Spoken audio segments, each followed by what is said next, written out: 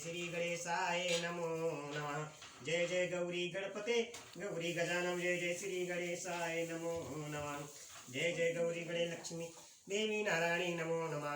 कंठे यस्य विराजते हि गरणम गंगाजलमस्तके वामे अंगे गिरिराज राजतने जा भवानी पतिं नंदी स्कंद गिरिराज सहित श्री विश्वनाथ प्रभु काशी मंदिर ईशतोखिले गोदि सदा मंगलम कपूर गौरम करुवम तारम संसार सारम भुजगंधहारम सदा वसंतनिदार विंदे भवम भवानी सहितम नमामि। करिदंडवत सप्रेम दिजिशिव सनूक करजोरी विनय करगत कर सुरसुज होर गति मोरी। बोलो हर हर महादेव विष्णु जय जयकार। श्री गुरु चरण सरोज रज निज मन मुकुर सुधारे वरनहु रघुमल बिमल जसु जो दायक पलुचारे। बुद्धिहीन तनु जानिके सुमरौ पवन कुमारे बल बुद्धि विद्या देव मोहि हरहु कलेश विकार संक्रमण कुशदा जय जयकार। अखंड नंद बोधाय शिष संताप हरणे सच्चिदानंद रूपाय तस्मै श्री गुरुवे नमः। अखंड मंडलाकारं व्याप्तेन चराचरं तद्वदर्शितेन तस्मै श्री गुरुवे नमः।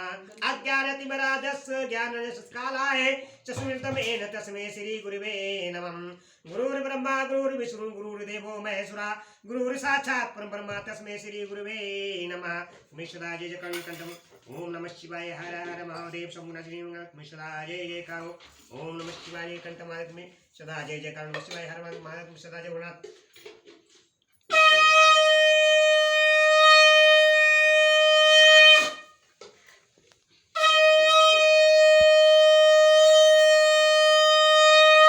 जय जय महादेव। ओम नमः शिवाय ओम नमः शिवाय ओम नमः शिवाय कंठमादित में सदा जय जयकार भोलानाथ। ओम नमः शिवाय हर हर महादेव प्रभु। ओम नमः शिवाय हर हर। मैं YouTube चैनल के माध्यम से श्री से महापुराण कथा भक्तजनों आप सबको सुना रहा हूँ।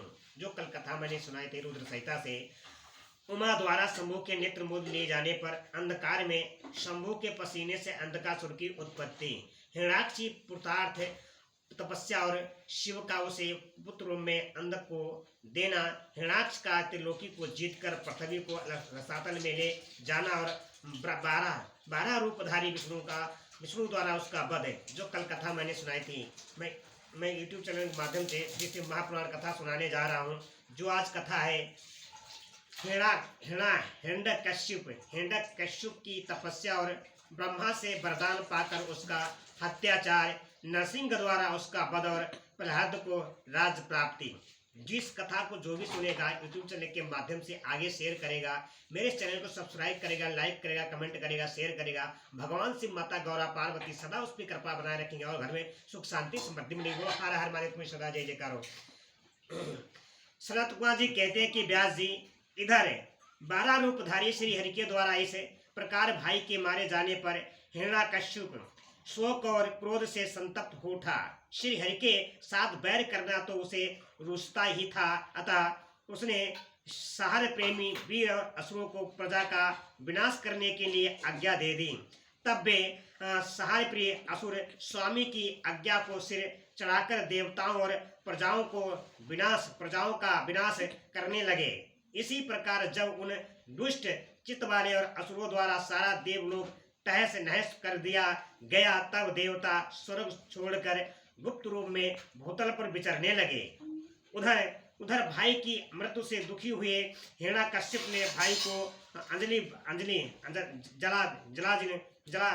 जलाजली देकर उसकी स्त्री आदि को ढाढ़स बंधाया और तत्पश्चात उसे दैत्यराज ने अपने लिए विचार किया कि मैं अजर और अमर हो जाऊं, मेरा ही एक क्षत्र साम्राज्य रहे और मेरा प्रतिनिधि कोई न रह जाए। एवं धारणा बनाकर वह मंदराचल पर गया और वहां एक गुफा में अत्यंत घोर तपस्या करने लगा। उस समय वह पैर के अंगूठे के बल खड़ा था, उसकी भुजाएं ऊपर को उठी थीं और दृष्टि आकाश की ओर लगी थी। उसकी तपस्या से संतप्त होकर देवताओं का मुख विकट हो उठा। वे स्वर्ग छोड़कर ब्रह्मलोक में जा पहुंचे और उन्होंने ब्रह्मा से अपना दुखड़ा कह सुनाया। व्यास जी उन देवताओं के इसी प्रकार कहने पर स्वयंभू ब्रह्मा, भृगु, दक्ष आदि के साथ उस दैत्येश्वर के आश्रम पर गए। तब जिसने अपने तप से संपूर्ण लोगों को संतप्त कर दिया था, उस हिरण्याकश्यप ने वर देने के लिए आए हुए पयोधनी ब्रह्मा को अपने सामने उपस्थित देखा। उधर उधर पितामह ने भी उससे कहा, वर मांग। तब जिसकी बुद्धि मोहित नहीं हुई थी, उस असुर ने विधाता की उस मधुर वाणी को सुनकर इस प्रकार कहा। हिरण्याकश्यप बोला, ऐश्वर्यशाली प्रजापति पितामह, मैं चाहता हूँ कि स्वर्ग में, भूतल पर, दिन में, रात में, ऊपर अथवा नीचे, कहीं भी शस्त्र अस्त्र पास और ब्रज शुक्र वृक्ष पर्वत तल जल अग्नि के रूप में शत्रु के प्रहार से देवता दैत्य मुनि सिद्ध की भुनिया अपधारा आप द्वारा रचे हुए जीवों के हाथों मुझे कभी भी मृत्यु का भय न हो। सनत कुमार जी कहते हैं कि मुने हिरण्याकश्यप के वैसे वचन सुनकर पदयोनि ब्रह्मा के मन में दया का भाव जागृत हो उठा। उन्होंने मन ही मन विष्णु को प्रणाम करके उससे कहा कि देतेंद्र, मैं तुझ पर प्रसन्न हूँ। बोलो हर हर महादेव की सदा जय जयकार हो। प्रसन्न हूँ, अतः तुझे सारी वस्तुएं प्राप्त होंगी। तूने 96 हजार वर्षों तक तप किया है, अब तेरी कामना पूर्ण हो चुकी है। अतः तब से विरत होकर उठ और दानवों के राज्य का उपभोग कर। ब्रह्मा की वाणी सुनकर हिरण्याकश्यप मुख प्रसन्नता से खिल उठा। इसी प्रकार जब पितामह ने उसे दानव राज्य अभिषिक्त कर दिया, तब वह उद्मंत हो उठा और त्रिलोकी को नष्ट करने का विचार करने लगा। फिर तो उसे संपूर्ण धर्मों का छेदन करके संग्राम में समस्त देवताओं को भी जीत लिया। तब देवता भागकर विष्णु के पास पहुंचे। वहां श्रीहरि ने देवताओं और मुनियों को दुख कथा सुनकर उन्होंने आश्वासन दिया और शीघ्र ही उस दैत्य के वध करने का वचन दिया। तब देवता अपने स्थान को लौट गए। तदंतर महात्मा विष्णु ने ऐसा रूप धारण किया जो आधा सिंह और आधा मनुष्य का था। वह अत्यंत भयंकर तथा विकराल दिख रहा था। उसका मुख खूब फैला हुआ था, नासिका बड़ी सुंदर थी और नख तीखे थे। गर्दन पर सटाएं लहरा रही थीं, दाढ़ें ही अयुद्ध थीं। उससे करोड़ों सूर्य के समान प्रभा छिटक रही थी और उसका प्रभाव प्रलयकालीन और अग्नि के सदृश था। अधिक कहाँ तक कहा जाए, वह रूप जगन्मय था। इसी रूप से वे भगवान भास्कर की अंतराचल की शरण लेने पर असुरों की नगरी में प्रविष्ट हुए। उन अतुल प्रभावशाली नरसिंह को देखकर सभी दैत्य एक साथ उन पर टूट पड़े। तब वह अद्भुत पराक्रमी नरसिंह ने महाबली दैत्यों के साथ युद्ध करके बहुतों को मार डाला और बहुतों को पकड़कर तोड़ मरोड़ दिया। फिर वे उस नगर में घूमने लगे। तब वह सर्वमय सिंह को देखकर दैत्यराज के पुत्र प्रहलाद ने राजा से कहा, हे एक मगरेंद्र, जो जगन्मय दिख रहा है वह यहाँ किसी लिए आया है।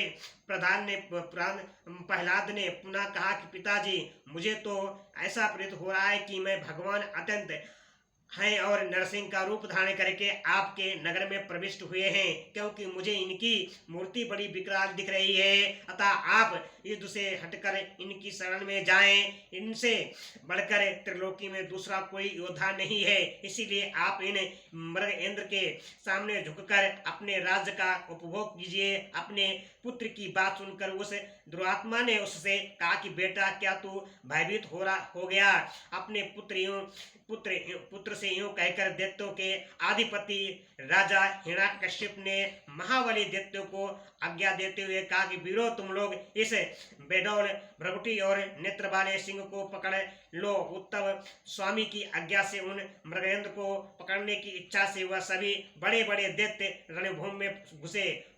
परंतु जैसे रूप की अभिलाषा से अग्नि से प्रवेश करने वाले पतंगे जल भुन जाते हैं, उसी तरह वे सब के सब क्षण भर में ही जलकर भस्म हो गए। दैत्यों के दग्ध हो जाने पर भी वह दैत्यराज संपूर्ण अस्त्र शस्त्र शक्ति, सृष्टि, पास, अंकुश और और पावक आदि से इस मृगेंद्र के साथ लोहा लेता ही रहा। इसी प्रकार बहुत काल तक भयानक युद्ध हुआ। अंत में उन नरसिंह ने ब्रज के समान कठोर अपनी अनेकों भुजाओं में इस दैत्य को पकड़ लिया और उसे अपने जानुओं पर लिटाकर दानवों के मर्म को विदर्ण करने वाले नखा पुरुषों से उसकी छाती चिर डाली तथा खून से लथपथ हुए उसके हृदय कमल को निकाल लिया। फिर तो उसी क्षण उसके प्राण फेंकड़ों उड़ गए। तब भगवान नरसिंह ने बराबर आघात से जिसके सारे अंग चूर चूर हो गए थे उस कष्टभूत दैत्य को छोड़ दिया। उस समय उस देव शत्रु के मर जाने पर उन्हें बड़ा प्रसन्नता हुई। उसी अवसर पर प्रहलाद ने आकर उनके चरणों में सिर झुकाया। तब अद्भुत पराक्रमी विष्णु ने प्रहलाद को बुलाकर उन्हें दैत्यों के राज पर अभिषिक्त कर दिया और स्वयं अंतरिक्त गति को प्राप्त हो गए, अर्थात अंतर्धान हो गए। तदंतर पितामह आदि समस्त सुरेश्वर परम प्रसन्न हो अपना कार्य सिद्ध करने वाले पूजनीय भगवान विष्णु को उसी दिशा में प्रणाम करके अपने अपने धाम को चले गए। विप्रवर प्रसंगवश मैंने क्रुद्ध से अंधक की उत्पत्ति, बहरा से हरणाक्ष की मृत्यु, नरसिंह के हाथों उसके भाई का विनाश और प्रहलाद के राज्य प्राप्ति का वर्णन कर दिया। श्रेष्ठ अब मैं शिव की कृपा से प्राप्त हुए अंधक के प्राणों का शंकर जी के साथ उसके युद्ध का और पीछे जिस प्रकार उसे महेश के गणाध्यक्ष पद की प्राप्ति हुई उस कथा का वर्णन करता हूँ। सुनो। जय बोलो तू सदा जय जयकार हर महादेव नमः शिवाय। ओम नमः शिवाय। मैंने जो आज कथा सुनाई, हिरण्याकश्यप ने भगवान विष्णु नरसिंह का रूप धारण करके उसका वध किया और प्रहलाद को राज अभिषेक दिया। जो इस कथा को आगे शेयर करेगा, लाइक करेगा, कमेंट करेगा, भगवान से माता गौरा पार्वती उस पर सदा कृपा बनाए रखेंगे। बोलो हर हर महादेव, तुम्हें सदा जय जय करो। ओम नमः शिवाय, ओम नमः शिवाय, ओम नमः शिवाय, ओम नमः शिवाय। जय महादेव शिव नमः शिवाय।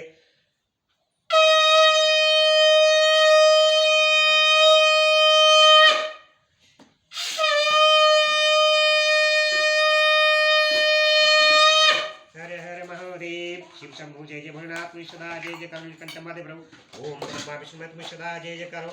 ओम ब्रह्माय नमः, ओम विष्णु देवाय नमः, ओम नीलकंठ देवाय नमः। हर हर महादेव शंभु अविनाशिनी मंगलकारी नमस्ते। राम राम की लूट है, लूट सके तो लूट, काले समय पछताएगा जब प्राण जाएंगे छूट। बोलो सियाबल रामचंद्र की जय, पवन पुत्र हनुमान की जय। हमारा जो मनुष्य जीवन बहुत मुश्किल से मिलता है भक्तों, हरि का भजन करो, प्रभु का भजन करो और आत्मा परमात्मा से बात करो। बोलो सदा जय जय करो, हर सदा जय जय करो। नमः शिवाय।